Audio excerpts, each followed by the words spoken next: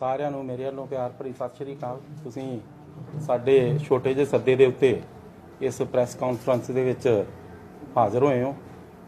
ਅੱਜ ਦਾ ਇੱਕ ਖਾਸ ਦਿਹਾੜਾ ਆ।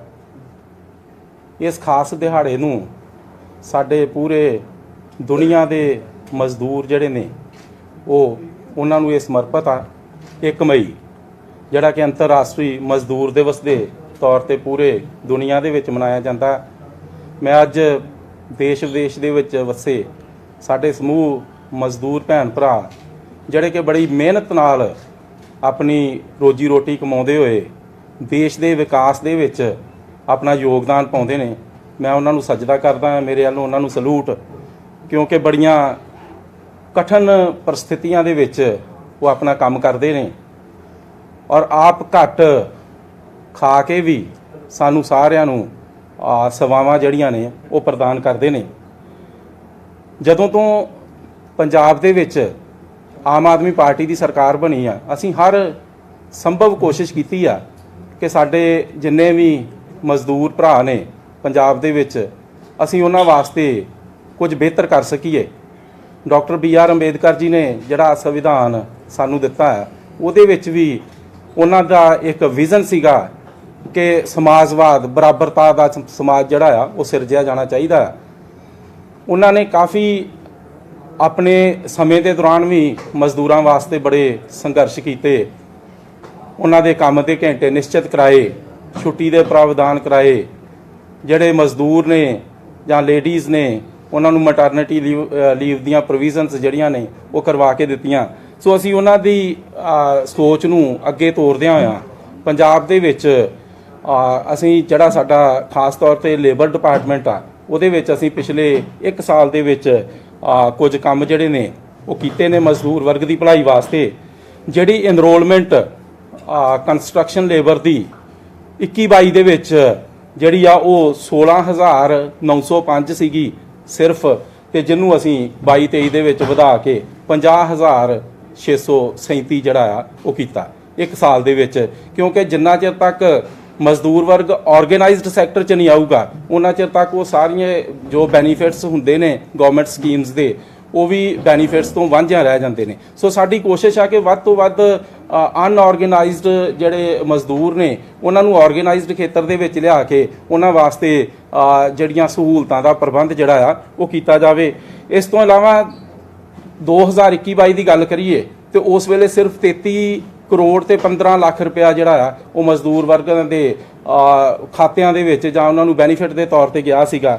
ਸਰਦਾਰ ਭਗਵੰਤ ਸਿੰਘ ਮਾਨ ਸਾਹਿਬ ਦੀ ਸਰਕਾਰ ਵੇਲੇ 102 ਕਰੋੜ 65 ਲੱਖ ਰੁਪਇਆ, ਆਲਮੋਸਟ 3 ਗੁਣਾ ਤੋਂ ਵੀ ਜਿਹੜਾ ਆ ਉਹ ਜ਼ਿਆਦਾ ਮਜ਼ਦੂਰਾਂ ਦੀ ਭਲਾਈ ਵਾਸਤੇ ਜਿਹੜਾ ਆ ਉਹ ਖਰਚਿਆ ਗਿਆ। ਅਸੀਂ ਮਜ਼ਦੂਰਾਂ ਨੂੰ ਰਜਿਸਟਰ ਕਰਨ ਵਾਸਤੇ ਆਲਮੋਸਟ ਅਸੀਂ ਪਿਛਲੇ 1 ਸਾਲ ਦੇ ਵਿੱਚ 933 ਕੈਂਪ ਲਾਏ ਨੇ, ਤੇ ਨਾਲ ਦੇ ਨਾਲ ਅਸੀਂ ਕੈਂਪ ਉੱਥੇ ਲੇਬਰ ਡਿਪਾਰਟਮੈਂਟ ਤੋਂ ਲਗਵਾ ਰਹੇ ਹਾਂ ਜਿੱਥੇ ਐਕਚੁਅਲ ਤੌਰ ਤੇ ਵਰਕਰ ਜਿਹੜਾ ਹੈ ਉਹ ਕੰਮ ਕਰ ਰਿਹਾ ਹੁੰਦਾ, ਕੰਸਟਰਕਸ਼ਨ ਜਿੱਥੇ ਚੱਲ ਰਹੀ ਹੁੰਦੀ ਹੈ। ਕਿਉਂਕਿ ਕਈ ਵਾਰੀ ਕਾਗਜ਼ਾਂ ਦੇ ਵਿੱਚ ਹੀ ਜਾ ਕੇ ਉਹ ਖਾਨਾ ਪੂਰਤੀ ਕਰ ਲਈ ਜਾਂਦੀ ਹੈ। ਸੋ ਅਸੀਂ ਚਾਹੁੰਦੇ ਹਾਂ ਕਿ ਜਿੱਥੇ ਐਕਚੁਅਲ ਬੰਦਾ ਜਿਹੜਾ ਕੰਮ ਕਰ ਰਿਹਾ ਉਹਨੂੰ ਇਹਦਾ ਬੈਨੀਫਿਟ ਜਿਹੜਾ ਹੈ ਉਹ ਮਿਲ ਸਕੇ।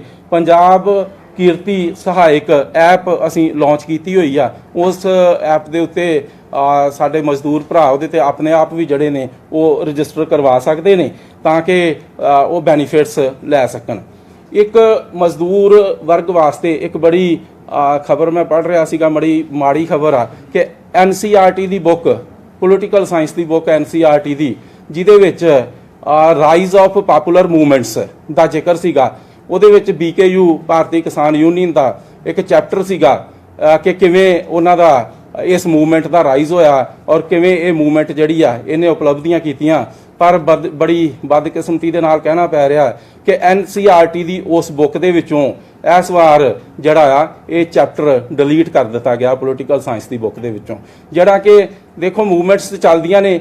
ਮੈਂ ਜਦੋਂ 3 ਖੇਤੀ ਕਾਨੂੰਨ ਬਣੇ ਸੀਗੇ ਉਦੋਂ ਵੀ BKU ਨੇ, ਸਾਡੇ ਕਿਸਾਨ ਮਜ਼ਦੂਰ ਜਥੇਬੰਦੀਆਂ ਨੇ ਆਪਣੀਆਂ ਲੜਾਈਆਂ ਲੜ ਕੇ ਇਹ 3 ਖੇਤੀ ਕਾਨੂੰਨ ਵਾਪਸ ਕਰਵਾਏ ਸੀਗੇ ਔਰ ਉਸ ਤੋਂ ਬਾਅਦ ਇਹ NCERT ਦੀ ਬੁੱਕ ਦੇ ਵਿੱਚੋਂ ਇਹ ਚੈਪਟਰ ਨੂੰ ਜਾਂ ਇਹ ਲਾਈਨਾਂ ਨੂੰ ਖਤਮ ਕਰਨਾ ਜਿਹੜਾ ਮੈਂ ਸਮਝਦਾ ਬੜਾ ਮੰਦਭਾਗਾ ਕਿਉਂਕਿ ਆਉਣ ਵਾਲੀ ਜਨਰੇਸ਼ਨ ਜਿਹੜੀ ਸਾਡੀ ਆ ਉਹਨੂੰ ਸਾਡੀਆਂ ਮੂਵਮੈਂਟਸ ਦਾ ਵੀ ਪਤਾ ਲੱਗਣਾ ਚਾਹੀਦਾ ਕਿ ਕਿਸ ਤਰ੍ਹਾਂ ਕਿਸਾਨਾਂ ਨੇ, ਕਿਸ ਤਰ੍ਹਾਂ ਮਜ਼ਦੂਰਾਂ ਨੇ ਆਪਣੀ ਐਜੀਟੇਸ਼ਨ ਕਰਕੇ, ਆਪਣੇ ਪ੍ਰੋਟੈਸਟ ਕਰਕੇ ਆਪਣੇ ਹੱਕਾਂ ਵਾਸਤੇ ਜਿਹੜੀ ਆ ਉਹ ਲੜਾਈ ਲੜੀ ਸੀਗੀ। ਅੱਜ ਸਮਾਂ ਆ, ਦੇਖਦੇ ਆ ਕਿੰਨਾ ਕੁ ਅਕਾਲੀ ਦਲ ਜਾਂ ਕਾਂਗਰਸ ਵਾਲੇ ਕਿੰਨਾ ਕੁ ਇਸ ਗੱਲ ਦਾ ਵਿਰੋਧ ਕਰਦੇ ਨੇ ਕਿ ਇਹ ਜਿਹੜੀਆਂ ਇਸ ਤਰ੍ਹਾਂ ਦੀਆਂ ਕੋਝੀਆਂ ਹਰਕਤਾਂ ਨੇ ਆਉਣ ਵਾਲੀ ਸਾਡੀ ਪੀੜ੍ਹੀ ਨੂੰ ਸਾਡੀਆਂ ਮੂਵਮੈਂਟਸ ਤੋਂ ਵਾਂਝੇ ਕਰਨ ਦੀਆਂ, ਇਹਦਾ ਕਿੰਨਾ ਕੁ ਵਿਰੋਧ ਜਿਹੜਾ ਆ ਉਹ ਕਰਦੇ ਨੇ। ਜਦੋਂ ਤੋਂ ਸਰਦਾਰ ਭਗਵੰਤ ਸਿੰਘ ਮਾਨ ਸਾਹਿਬ ਦੀ ਸਰਕਾਰ ਬਣੀ ਆ, ਅਸੀਂ ਕੋਸ਼ਿਸ਼ ਕੀਤੀ ਆ ਕਿ ਮਜ਼ਦੂਰ ਵਰਗ ਨੂੰ ਵੱਧ ਤੋਂ ਵੱਧ ਸਹੂਲਤਾਂ ਜਿਹੜੀਆਂ ਨੇ ਉਹ ਦਿੱਤੀਆਂ ਜਾਣ। ਜਿਵੇਂ ਜੇ ਸਰਕਾਰੀ ਨੌਕਰੀਆਂ ਦੀ ਗੱਲ ਕਰੀਏ ਤੇ 28,873 ਨੌਕਰੀਆਂ ਜਿਹੜੀਆਂ ਨੇ ਹੁਣ ਤੱਕ ਸਰਕਾਰੀ ਦਿੱਤੀਆਂ ਜਾ ਚੁੱਕੀਆਂ ਨੇ। ਸਰਕਾਰੀ ਨੌਕਰੀਆਂ ਦਾ ਮੈਂ ਜ਼ਿਕਰ ਇਸ ਕਰਕੇ ਕਰਦਾ ਹਾਂ ਕਿ ਇਹ ਵੀ ਇੱਕ ਆਰਗੇਨਾਈਜ਼ਡ ਸੈਕਟਰ ਦੇ ਵਿੱਚ ਸਾਡੇ ਭਰਾ ਜਿਹੜੇ ਨੇ ਉਹ ਆਉਂਦੇ ਨੇ। ਸੋ ਜਿੰਨਾ ਵੀ ਆਰਗੇਨਾਈਜ਼ਡ ਸੈਕਟਰ ਵਧੂਗਾ ਉਨਾ ਹੀ ਸਾਡੀ ਡਿਵੈਲਪਮੈਂਟ ਜਾਂ ਵਿਕਾਸ ਦੇ ਕਾਰਜ ਜਿਹੜੇ ਆ ਉਹ ਜ਼ਿਆਦਾ ਹੋਣਗੇ। ਸੋ ਮਜ਼ਦੂਰਾਂ ਦੀ ਗੱਲ ਕਰੀਏ, ਮੈਂ PSPCL ਦੀ ਗੱਲ ਕਰਦਾ ਹਾਂ। PSPCL ਦੇ ਵਿੱਚ ਅਸੀਂ 600 ਯੂਨਿਟ ਡੋਮੈਸਟਿਕ ਜਿਹੜੀ ਆ ਪਿਛਲੇ ਸਾਲ ਜੁਲਾਈ ਤੋਂ ਅਸੀਂ ਫ੍ਰੀ ਦਿੱਤੀ ਹੋਈ ਆ, ਔਰ ਇਹਦੇ ਨਾਲ ਲਗਭਗ ਪੰਜਾਬ ਦੇ 90% ਲੋਕਾਂ ਦੇ ਬਿਜਲੀ ਦੇ ਬਿੱਲ ਜਿਹੜੇ ਨੇ ਉਹ ਜ਼ੀਰੋ ਆ ਰਹੇ ਨੇ। ਔਰ ਉਹ 90% ਦੇ ਵਿੱਚ ਜਿਹੜੇ ਨੇ ਉਹ ਸਾਡੇ ਮਜ਼ਦੂਰ ਭੈਣ ਭਰਾ ਹੀ ਨੇ, ਕਿਉਂਕਿ ਸਾਡਾ ਫਰਜ਼ ਬਣਦਾ ਹੈ ਕਿ ਜਿੰਨਾ ਚਿਰ ਤੱਕ ਅਸੀਂ ਉਹਨਾਂ ਦੇ ਬਿਜਲੀ ਦੇ ਨਾਲ ਘਰ ਨਾ ਰੋਸ਼ਨਾਏ ਉਹਨਾਂ ਚਿਰ ਤੱਕ ਉਹਨਾਂ ਦੀ ਜ਼ਿੰਦਗੀ ਦੇ ਵਿੱਚ ਰੌਸ਼ਨੀ ਆਉਣੀ ਵੀ ਜਿਹੜੀ ਆ ਉਹ ਸੰਭਵ ਨਹੀਂ ਹੈ। ਸੋ ਅਸੀਂ ਇੱਕ ਇਹ ਆਪਣੀ ਸਾਡੀ ਗਾਰੰਟੀ ਵੀ ਸੀਗੀ ਚੋਣ ਵਾਅਦੇ ਦੇ ਦੌਰਾਨ, ਅਸੀਂ ਇਹਨੂੰ ਪੂਰਾ ਕਰਕੇ ਸਾਨੂੰ ਖੁਸ਼ੀ ਵੀ ਹੋਈ ਆ। ਔਰ 90% ਬਿਜਲੀ ਦੇ ਬਿੱਲ ਆਲਮੋਸਟ ਸਾਰੇ ਮਜ਼ਦੂਰ ਸਾਡੇ ਭਰਾ ਜਿਹੜੇ ਨੇ ਉਹ ਇਸ ਸਕੀਮ ਦਾ ਲਾਭ ਲੈ ਰਹੇ ਨੇ। ਹੁਣ ਅਸੀਂ ਜਦੋਂ ਵੀ ਕਿਤੇ ਜਾਂਦੇ ਆ ਬੀਇੰਗ ਬਿਜਲੀ ਮੰਤਰੀ, ਲੋਕਾਂ ਦਾ ਚਿਹਰਾ ਜਿਹੜਾ ਆ ਉਹ ਪਹਿਲੇ ਨਾਲੋਂ ਹਸਮੁਖ ਹੱਸਦਾ ਚਿਹਰਾ ਦਿਖਦਾ, ਕਿਉਂਕਿ ਹਰ ਘਰ ਦਾ ਕੋਈ 6-7-8 ਹਜ਼ਾਰ ਰੁਪਈਆ ਜਿਹੜਾ ਮਹੀਨੇ ਦਾ ਉਹਨਾਂ ਦਾ ਬਚਣਾ ਸ਼ੁਰੂ ਹੋ ਗਿਆ ਹੈ। PSPCL ਦੇ ਵਿੱਚ ਵੀ ਸਾਡੇ ਵਰਕਰ ਭਰਾ ਕਾਫੀ ਕੰਮ ਕਰਦੇ ਨੇ। ਜਿਵੇਂ ਥਰਮਲ ਪਲਾਂਟ ਨੇ ਸਾਡੇ ਰੋਪੜ ਦੇ ਵਿੱਚ, ਸਰਕਾਰੀ ਥਰਮਲ ਪਲਾਂਟ ਲਹਿਰਾ ਮੁਹੱਬਤ ਦੇ ਵਿੱਚ ਆ। ਉੱਥੇ ਮੈਂ ਗਿਆ ਵਿਜ਼ਿਟ ਕਰਨ ਤੇ ਮੈਨੂੰ ਉਹਨਾਂ ਨੇ ਕਿਹਾ ਕਿ ਅਸੀਂ ਬੜੀਆਂ ਸਥਿਤੀਆਂ ਜਿਹੜੀਆਂ ਕਠਿਨ ਉਹਦੇ ਵਿੱਚ ਕੰਮ ਕਰਦੇ ਹਾਂ, ਕਿਉਂਕਿ ਥਰਮਲ ਪਲਾਂਟ ਦੇ ਉੱਤੇ ਕੰਮ ਕਰਨਾ ਬੜਾ ਔਖਾ ਹੈ। ਸੋ ਵਰਕਰਸ ਦੀ ਡਿਮਾਂਡ ਸੀਗੀ। ਸੋ ਅਸੀਂ ਉੱਥੇ ਹੀ ਮੈਂ ਉਹਨਾਂ ਦੀ 1000 ਰੁਪਇਆ ਕਿ ਸਾਡਾ ਵਧਾ ਦਿਓ, ਮੌਕੇ ਤੇ ਹੀ ਅਸੀਂ ਉਹਨਾਂ ਦਾ 1000 ਰੁਪਇਆ ਜਿਹੜਾ ਭੱਤਾ ਸੀਗਾ ਉਹ ਵਧਾਤਾ, ਜੋ ਡੇਲੀ ਬੇਸਿਸ ਆ ਉਹ ਤੇ ਮਿਲਦੀਆਂ ਹੀ ਨੇ। ਉਸ ਤੋਂ ਇਲਾਵਾ ਵੀ ਉਹਨਾਂ ਦੀ ਇਹ ਜਿਹੜੀ ਮੰਗ ਆ ਉਹ ਪੂਰੀ ਕੀਤੀ ਤਾਂ ਕਿ ਕਿਸੇ ਤਰ੍ਹਾਂ ਵੀ ਕੋਈ ਵਾਂਝਾ ਨਾ ਰਵੇ। ਜਿਹੜੇ ਸਾਡੇ ਆਊਟਸੋਰਸਿੰਗ ਤੇ ਮੁਲਾਜ਼ਮ ਲੱਗੇ ਨੇ ਬਿਜਲੀ ਬੋਰਡ ਦੇ ਵਿੱਚ, ਉਹਦੇ ਵਿੱਚ ਵੀ ਅਸੀਂ ਵੈਸੇ ਤਾਂ ਜ਼ਿੰਮੇਵਾਰੀ ਆਊਟਸੋਰਸਿੰਗ ਜਿਹੜੀਆਂ ਕੰਪਨੀਆਂ ਨੇ ਉਹਨਾਂ ਦੀ ਹੁੰਦੀ ਆ, ਪਰ ਅਸੀਂ ਵੀ ਖੁਦਾ ਨਾ ਖਾਸਤਾ ਕਿਸੇ ਨਾਲ ਕੋਈ ਅਣਸੁਖਾਵੀ ਘਟਨਾ ਵਾਪਰ ਜਾਂਦੀ ਆ, ਕੋਈ ਐਕਸੀਡੈਂਟਲ ਡੈਥ ਹੁੰਦੀ ਆ ਜਾਂ ਕੋਈ ਇੰਜਰਡ ਹੋ ਜਾਂਦਾ ਆ, ਤੇ 5 ਲੱਖ ਰੁਪਇਆ ਜਿਹੜਾ ਹੈ PSPCL ਵੀ ਉਹਨਾਂ ਨੂੰ ਮੌਕੇ ਤੇ ਜਿਹੜਾ ਆ ਉਹ ਦਿੰਦੀ ਆ ਤਾਂ ਕਿ ਉਹਨਾਂ ਦੇ ਘਰ ਦਾ ਗੁਜ਼ਾਰਾ ਜਿਹੜਾ ਆ ਉਹ ਠੀਕ ਤਰੀਕੇ ਦੇ ਨਾਲ ਚੱਲ ਸਕੇ। ਸੋ ਪਿਛਲੇ ਦਿਨੀ ਇਹ ਕੈਬਨਿਟ ਦੇ ਵਿੱਚ ਇੱਕ ਅਸੀਂ ਫੈਸਲਾ ਵੀ ਲਿਆ। ਉਹਦੇ ਵਿੱਚ ਇਹ ਆ ਕਿ ਜਦੋਂ ਵੀ ਕਿਤੇ ਕੋਈ ਮੌਸਮ ਖਰਾਬ ਕਰਕੇ, ਗੜੇਮਾਰੀ ਕਰਕੇ ਜਾਂ ਬਾਰਿਸ਼ ਕਰਕੇ ਫਸਲਾਂ ਖਰਾਬ ਹੁੰਦੀਆਂ ਨੇ ਤੇ ਉਹਦੇ ਵਿੱਚ ਕੰਪਨਸੇਸ਼ਨ ਜਿਹੜਾ ਆ ਉਹ ਓਨਰ ਨੂੰ ਤੇ ਮਿਲਦਾ ਸੀਗਾ, ਓਨਰ ਨੂੰ ਖਰਾਬਾ ਜਿਹੜਾ ਉਹ ਮਿਲਦਾ ਸੀਗਾ, ਪਰ ਮਜ਼ਦੂਰ ਭਰਾਵਾਂ ਵਾਸਤੇ ਕੋਈ ਪ੍ਰੋਵੀਜ਼ਨ ਨਹੀਂ ਸੀਗਾ। ਸੋ ਮਾਨ ਸਰਕਾਰ ਨੇ 10ਵਾਂ ਹਿੱਸਾ 10% ਜਿਹੜਾ ਆ ਉਹ ਮਜ਼ਦੂਰਾਂ ਵਾਸਤੇ ਵੀ ਨਿਸ਼ਚਿਤ ਕਰ ਦਿੱਤਾ। ਜੇ ਕਿਸੇ ਕਿਸਾਨ ਭਰਾ ਦਾ ਜਾਂ ਜਿਹੜੇ ਮਾਲਕ ਨੇ ਉਹਨਾਂ ਦਾ ਜੇ 15,000 ਦਾ ਉਹਨਾਂ ਨੂੰ ਮੁਆਵਜ਼ਾ ਮਿਲ ਰਿਹਾ ਤੇ 1500 ਰੁਪਇਆ ਉੱਥੇ ਜਿਹੜੇ ਲੋਕ ਜਿਨ੍ਹਾਂ ਨੇ ਮਜ਼ਦੂਰਾਂ ਨੇ ਉੱਥੇ ਕੰਮ ਕਰਨਾ ਸੀਗਾ ਉਹਨਾਂ ਦੀ ਵੀ ਰੋਜੀ ਰੋਟੀ ਉੱਥੋਂ ਹੀ ਬਣਨੀ ਸੀਗੀ। ਸੋ 10% ਉਹਨਾਂ ਵਾਸਤੇ ਵੀ ਜਿਹੜਾ ਆ ਉਹ ਨਿਸ਼ਚਿਤ ਕੀਤਾ ਗਿਆ। 3578 ਅਸੀਂ PSPCL ਦੇ ਵਿੱਚ ਨੌਕਰੀਆਂ ਵੀ ਦਿੱਤੀਆਂ ਨੇ। ਸੋ ਅਸੀਂ ਪੂਰੀ ਕੋਸ਼ਿਸ਼ ਦੇ ਵਿੱਚ ਹਾਂ ਕਿ ਜਿੰਨਾ ਵੀ ਮਜ਼ਦੂਰਾਂ ਵਾਸਤੇ ਕਰ ਸਕੀਏ ਉਨਾ ਹੀ ਥੋੜਾ ਆ, ਕਿਉਂਕਿ ਇਹ ਉਹ ਵਰਗ ਆ ਜਿਹੜਾ ਅੱਜ ਤੱਕ ਡਿਪਰਾਈਵਡ ਰਿਹਾ ਹੈ, ਵੰਚਿਤ ਰਿਹਾ ਹੈ। ਜੇ ਅੱਜ ਇਹਨਾਂ ਦੇ ਬੱਚੇ, ਮਜ਼ਦੂਰ ਭਰਾਵਾਂ ਦੇ ਬੱਚੇ ਜਿਹੜੇ ਨੇ ਸਰਕਾਰੀ ਸਕੂਲਾਂ ਦੇ ਵਿੱਚ ਨੇ, ਜ਼ਿਆਦਾਤਰ ਤਾਦਾਦ ਸਰਕਾਰੀ ਸਕੂਲਾਂ ਦੇ ਵਿੱਚ ਸਾਡੇ ਕੋਲ ਗਰੀਬ ਬੱਚਿਆਂ ਦੀ ਆ, ਮਜ਼ਦੂਰ ਵਰਗ ਦੇ ਬੱਚਿਆਂ ਦੀ ਆ। ਸੋ ਅਸੀਂ ਵੱਧ ਤੋਂ ਵੱਧ ਸਰਕਾਰੀ ਸਕੂਲਾਂ ਦੀ ਜਿਹੜੀ ਸਥਿਤੀ ਆ ਉਹਨੂੰ ਸੁਧਾਰਨ ਦੇ ਵਿੱਚ ਲੱਗੇ ਹੋਏ ਆ। ਇਸ ਵਾਰੀ ਕਾਫੀ ਇਨਰੋਲਮੈਂਟ ਜਿਹੜੀ ਆ ਉਹ ਸਰਕਾਰੀ ਸਕੂਲਾਂ ਦੇ ਵਿੱਚ ਵਧੀ ਆ। ਸਕੂਲ ਆਫ ਐਮੀਨੈਂਸ ਬਣਾ ਰਹੇ ਆ ਤਾਂ ਕਿ ਸਾਡੇ ਗਰੀਬ ਪਰਿਵਾਰਾਂ ਦੇ ਬੱਚੇ ਜਿਹੜੇ ਨੇ ਉਹ ਵਧੀਆ ਉੱਚ ਪਾਏ ਦੀ ਸਿੱਖਿਆ ਜਿਹੜੀ ਆ ਉਹ ਪ੍ਰਾਪਤ ਕਰਕੇ ਵੱਡੇ ਵੱਡੇ ਅਹੁਦਿਆਂ ਦੇ ਉੱਤੇ ਜਿਹੜੇ ਆ ਉਹ ਜਾ ਸਕਣ।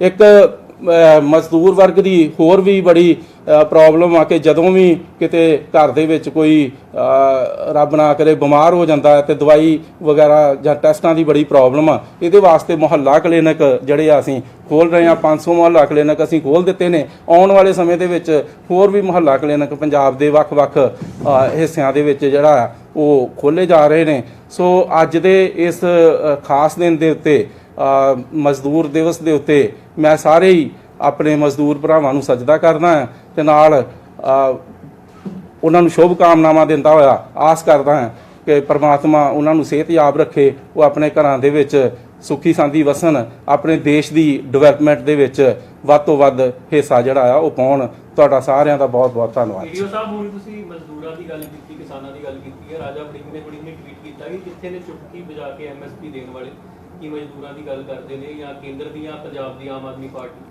ਤੇ ਉਹਨਾਂ ਨੂੰ ਐਮਐਸਪੀ ਦੇਣ ਵਾਲੇ ਕਿੱਥੇ? ਦੇਖੋ ਮੇਰੀ ਗੱਲ ਸੁਣੋ, ਇੱਕ ਸਾਲ ਹੋਇਆ ਆਮ ਆਦਮੀ ਪਾਰਟੀ ਨੂੰ, ਔਰ ਰਾਜਨੀਤਿਕ ਗਲਿਆਰਿਆਂ ਦੇ ਵਿੱਚ ਜੇਕਰ ਦੇਖੀਏ, ਰਾਜਨੀਤੀ ਦੇ ਵਿੱਚ ਦੇਖੀਏ ਤੇ 1 ਸਾਲ ਜਿਹੜਾ ਆ ਕੋਈ ਬੜਾ ਵੱਡਾ ਅਰਸਾ ਜਿਹੜਾ ਆ ਉਹ ਸਮਾਂ ਨਹੀਂ ਹੁੰਦਾ, ਕਿਉਂਕਿ 70-75 ਸਾਲ ਦੇ ਵਿੱਚ ਜੋ ਰਾਜ ਹੋਏ ਨੇ, ਜੋ ਸਰਕਾਰਾਂ ਨੇ ਕੀਤਾ ਆ, ਉਹਨੂੰ 1 ਸਾਲ ਦੇ ਵਿੱਚ ਸਾਰੇ ਨੂੰ ਠੀਕ ਕਰਨਾ ਜਿਹੜਾ ਉਹ ਸੰਭਵ ਨਹੀਂ ਹੈ।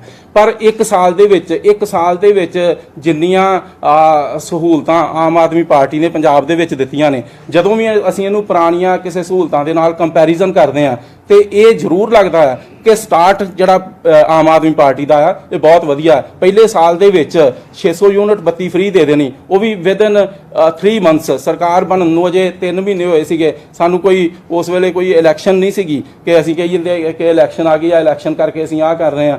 ਅਸੀਂ ਲੋਕਾਂ ਦੀ ਭਲਾਈ ਵਾਸਤੇ ਆਏ ਹਾਂ, ਲੋਕਾਂ ਦੇ ਵਿਕਾਸ ਵਾਸਤੇ ਆ। ਹੌਲੀ ਹੌਲੀ ਸਾਰੀਆਂ ਗਰੰਟੀਆਂ ਦੇ ਰੂਪ ਦੇ ਵਿੱਚ ਜੋ ਕੁਝ ਅਰਵਿੰਦ ਕੇਜਰੀਵਾਲ ਜੀ ਨੇ ਕਿਹਾ, ਸਰਦਾਰ ਭਗਵੰਤ ਸਿੰਘ ਮਾਨ ਸਾਹਿਬ ਨੇ ਕਿਹਾ, ਅਸੀਂ ਹੌਲੀ ਹੌਲੀ 4 ਸਾਲ ਦੇ ਵਿੱਚ ਆਪਣੀ ਹਰ ਗਰੰਟੀ ਜਿਹੜੀ ਆ ਉਹ ਪੂਰੀ ਕਰਾਂਗੇ। ਪੈਡੀ ਸੀਜ਼ਨ ਆ ਰਿਹਾ ਜੀ, ਗਰਮੀ ਦਾ ਸੀਜ਼ਨ ਆ ਰਿਹਾ, ਬਿਜਲੀ ਡਿਪਾਰਟਮੈਂਟ ਦੀ ਕੀ ਤਿਆਰੀ ਹੈ ਆਪਣੇ ਥਰਮਲ ਪਲਾਂਟ ਦੀ, ਔਰ ਕੋਲੇ ਦੀ ਕੋਈ ਕਮੀ ਇਸ ਵਾਰ ਤਾਂ ਨਹੀਂ ਨਜ਼ਰ ਆਏਗੀ? ਦੇਖੋ ਕੋਲੇ ਦੀ ਕਮੀ ਪਿਛਲੇ ਸਾਲ ਸਾਡੇ ਕੋਲ ਹੈ ਸੀ, ਪਰ ਅਸੀਂ ਪਿਛਲੇ ਸਾਲ ਕੋਲੇ ਦੀ ਕਮੀ ਦੇ ਬਾਵਜੂਦ ਵੀ ਪੰਜਾਬ ਦੇ ਵਿੱਚ 14,311 ਮੈਗਾਵਾਟ ਬਿਜਲੀ ਜਿਹੜੀ ਆ ਮੈਕਸਿਮਮ ਜਿਹੜੀ ਸੀਗੀ ਉਹ ਦਿੱਤੀ। ਇਸ ਵੇਲੇ ਸਾਨੂੰ ਲੱਗਦਾ ਹੈ ਕਿ ਝੋਨੇ ਦੇ ਸੀਜ਼ਨ ਦੌਰਾਨ ਕੋਈ 15,000 ਮੈਗਾਵਾਟ ਜਾਂ 15,500 ਮੈਗਾਵਾਟ ਦੀ ਸਾਨੂੰ ਜ਼ਰੂਰਤ ਪਏਗੀ।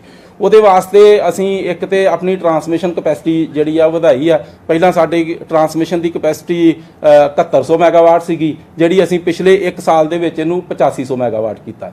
ਦੂਸਰੇ ਨੰਬਰ ਤੇ ਝਾਰਖੰਡ ਦੇ ਵਿੱਚ ਸਾਡੀ ਇੱਕ ਪਛਵਾੜਾ ਕੋਲ ਮਾਈਨ ਸੀਗੀ ਜਿਹੜੀ 2015 ਤੋਂ ਬੰਦ ਪਈ ਸੀਗੀ। ਅਸੀਂ ਉੱਥੇ ਆਪਣੇ ਚੀਫ ਇੰਜੀਨੀਅਰ ਭੇਜ ਕੇ, ਸਟਾਫ ਭੇਜ ਕੇ ਅਸੀਂ ਉਹਨੂੰ ਆਪਰੇਟਿਵ ਜਿਹੜਾ ਕਰਾਇਆ। ਇਸ ਵੇਲੇ 185 ਰੇਕਸ ਜਿਹੜੇ ਨੇ ਉੱਥੇ ਪਹੁੰਚ ਚੁੱਕੇ ਨੇ। ਕਾਫੀ ਕੋਲਾ ਸਫੀਸ਼ੀਐਂਟ ਕੁਆਂਟੀਟੀ ਦੇ ਵਿੱਚ ਸਾਡੇ ਕੋਲ ਹੈ, ਜਿੱਥੇ ਪਿਛਲੇ ਸਾਲ ਇਹ ਕਹਿਣਾ ਪੈਂਦਾ ਸੀਗਾ ਕਿ ਜਾਂ ਅਖਬਾਰਾਂ ਦੇ ਵਿੱਚ ਖਬਰਾਂ ਲੱਗਦੀਆਂ ਸੀਗੀਆਂ ਕਿ 2 ਦਿਨ ਦਾ ਕੋਲਾ ਰਹਿ ਗਿਆ, 3 ਦਿਨ ਦਾ ਰਹਿ ਗਿਆ, ਬਲੈਕ ਆਊਟ ਹੋਊਗਾ। ਇਸ ਵੇਲੇ ਮੈਂ ਤੁਹਾਡੀ ਜਾਣਕਾਰੀ ਵਾਸਤੇ ਦੱਸਣਾ ਚਾਹੁੰਦਾ ਕਿ ਸਾਡੇ ਕੋਲ ਇਸ ਵੇਲੇ 35 ਦਿਨ ਤੋਂ ਵੱਧ ਦਾ ਕੋਲਾ ਜਿਹੜਾ ਆ ਸਾਡੇ ਕੋਲ ਸਟਾਕ ਦੇ ਵਿੱਚ ਹੈ।